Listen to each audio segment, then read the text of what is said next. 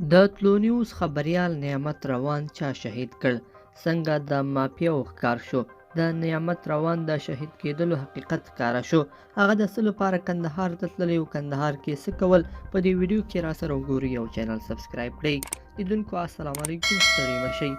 تېره ورځ نامعلومو کسانو د تلو نیوز پخوانی خبریال او د مالیې وزارت د مطبوعاتو امیر نعمت روان په کندهار کې په شهادت سره ورساوه.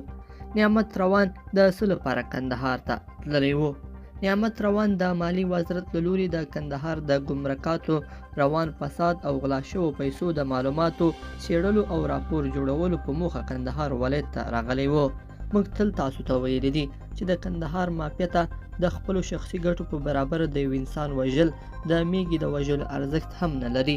تاسو به شهید روکیال په یاد وي چې چا اول یې د ښار په منځ کې د شهیدانو چوک سره په عین شکل ترور کړ. له کلونو راهیسې د کندهار ټول اقتصاد او عاید یو څو مشخصو مافیایي کسانو را انحصار کړی دی او د همدې انحصار د ساتلو لپاره د ډیرو کسانو تر ککرۍ مرمۍ ایستلې دي. لیدونکو اوس خبره دا ده چې د تلو نیوز د دغه پخواني خبریال په وژنه کې د کندهار د مافیاو لاس دی او دغه نعمت روان د کندهار د مافیاو لخوا شهید شوی دی.